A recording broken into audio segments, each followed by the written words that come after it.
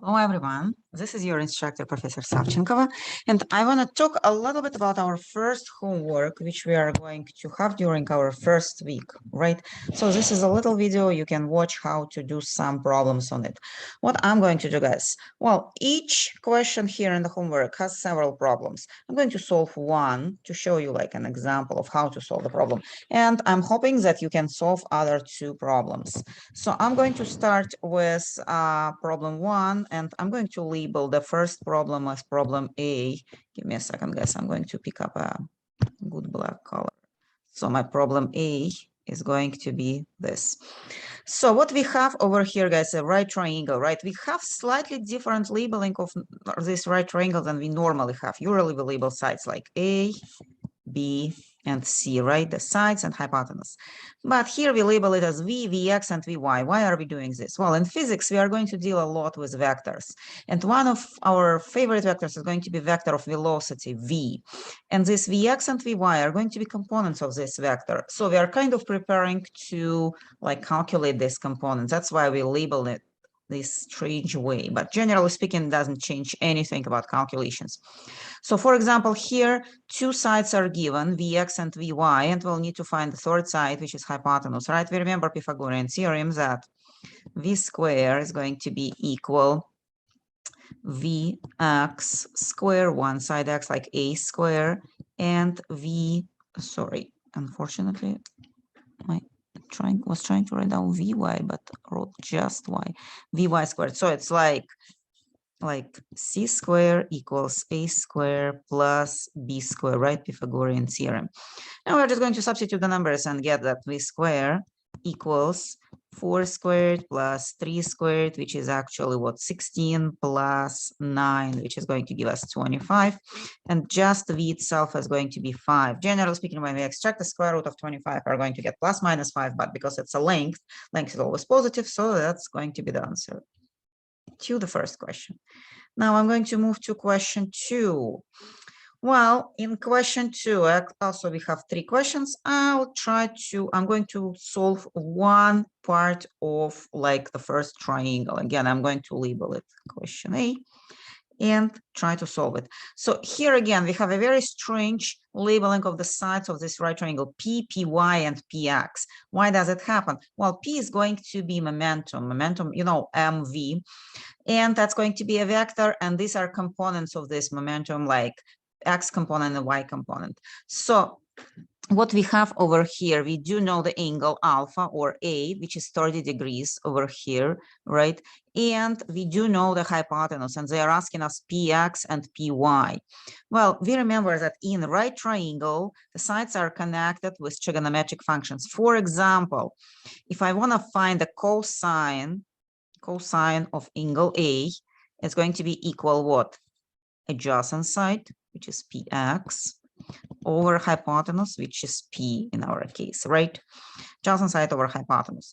Now, if I want to calculate the adjacent side, I can multiply by hypotenuse on both sides, here and here, cancel it here, and have Px equals P cosine of A. Now I'm just going to substitute P equals 10 and the cosine of 30 degrees. Well, I don't think that I'll need a calculator to have cosine of 30 degrees. Cosine of 30 degrees equals a square root of 3 over 2. Well, I don't have a calculator in my hand, so I'm going to just simplify it as much as I can. I'm going to cancel 2 and 10 and get 5 square roots of 3. And if you give me your answer like this, it's going to be correct. So I found that Px equals a 5 square root of 3. I think you can find the same way Py, just using the opposite side is connected with sine function, right? And you can do it by yourself. Well, it's same kind of triangles, but different questions are asked, and the same kind of triangle, different questions are asked actually. It's just the same problem repeated 3 times, but I solved like half of the first problem. Okay. I don't know. I think probably I'll need to give you, no, I think you can guess the formula, right? For Py, you will need to use a sine, right? Opposite side over hypotenuse equals the sine of the angle. Okay. And let's move to question 3. Find the values of angles requested in the triangle below. So somebody gives us a triangle and the sides, and they're now asking what are the angles. Well, here, guys, we again going to use trigonometric relations between the sides of right triangle, which is like 90 degrees triangle, right? And the angles. So, for example, here we are dealing with angle S, right? Well, a very strange labeling for angle, but we know hypotenuse A, which is equal, I'm going to label 10, right?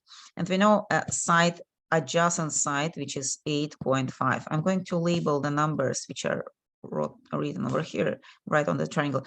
If you do know adjacent side and hypotenuse, you can write down that cosine of angle S equals AX adjacent side over hypotenuse, right? That's a relation for right triangle, adjacent side over hypotenuse.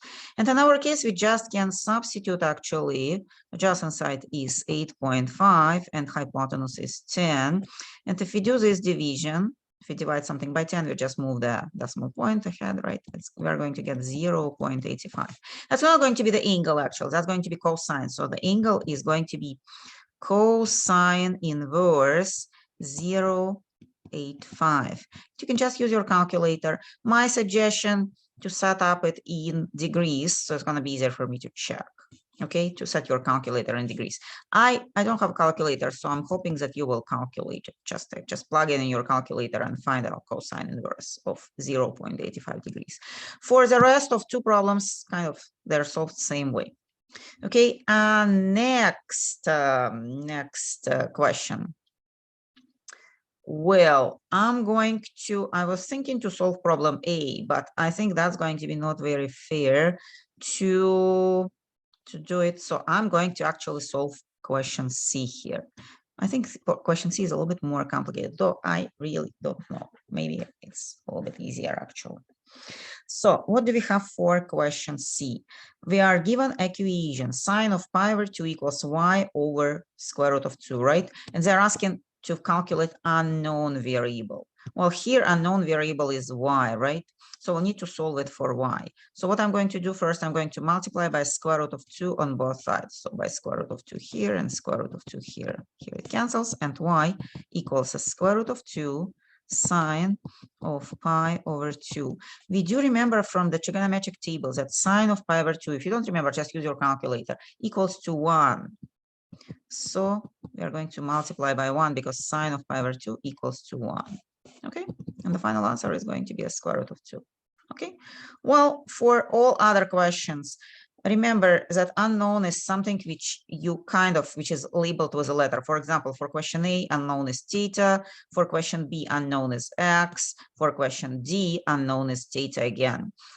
You just need to try to solve actually equation 4 and use some trigonometric identity. By the way, question D, you probably will need to use Pythagorean identity that sine square of some angle plus cosine square of some angle equals to 1. I'm going to write it down over here. Cosine square of theta plus sine square of theta. A little clue for question D. Okay. Let me scroll to the next question.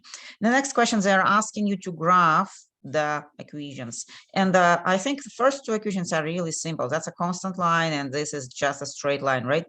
I'll try to graph this one just to show you how to do this. And they are providing some scales to graph, right? So what we have over here is called a parabola. I'm going to write it down. They labeled it as x of t. Usually we kind of label x-axis as a horizontal one and y-axis a vertical. But in physics, usually we use as x-axis time. So we are going to label the horizontal axis as t and the vertical axis as x. And x here is going to be a position. Well, what you can do, guys, actually, my suggestion is to just graph it by points. Just plug in t equals 1. Okay, just label on your graph where is your 1. Well, I'm going to label 1 over here. Okay, and there's going to be 2, and there is going to be 3. So when t equals 1, you plug it in. T equals 1, then t squared equals 1, and multiplied by 0.5, it's going to give you 0.5. So my first point is here. My 1 on y-axis is like this. Okay. my units. I'm going to plug in 2. 2 squared is 4. 4 by 0.5 is going to give me 2. So that's my second point. And my last point is going to be 3. 3 squared is going to be 9 by 0.5 is going to be 4.5, right? So I'll need to move 4 units up. 3 and 4 and 4.5 is going to be somewhere here. So that's going to be my next point. And that's going to be, I connect the points, and that's going to produce a parabola, right? You can use the property of symmetry of this parabola, because if you change t from 1 to 3 to -1 to 3, you are going to get the very same squares, means that the parabola is going to be the same on this side too. Yeah, it's really hard for me to graph something same without erasing. I'm sorry, guys. I'm not super good in using my touch screen, so I'm going to do my best to make it symmetrical, but please excuse me if you kind of see it not very perfect. Okay. Well, that's going to be the graph. So this is graph C. And we are going to move to last question. Last question is a little bit more complicated, and maybe it's not really understandable what they want. Actually, for question A, they just want you to graph this, the equation, and that's parabola going to be similar to what you graph in question D. Just draw coordinate axis and do the graph of this parabola, like you do in math, okay?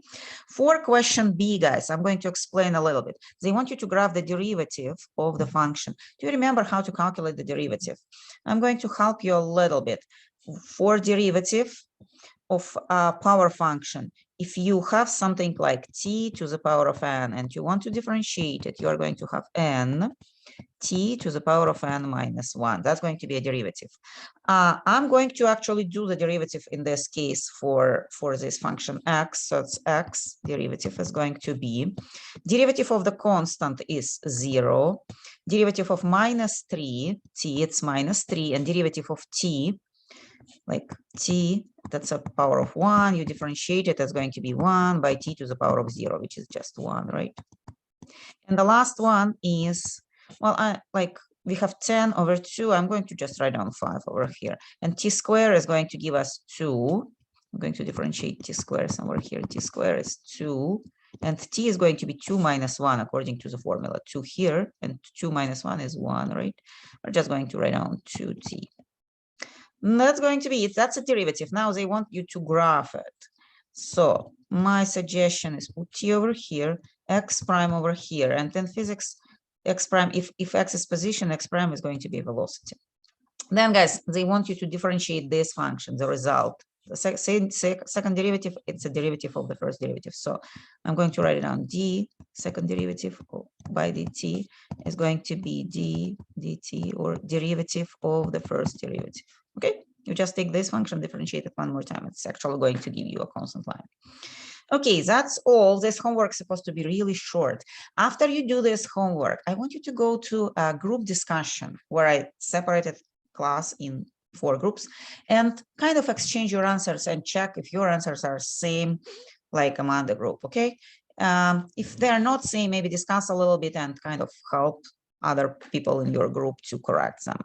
That's going to be all for the first week. Remember, we have lots of other assignments for the first week. You have to read the syllabus, you have to do the quiz, you have to participate in Meet My Cat discussion and upload your cat. So that's going to be more than enough to do this homework.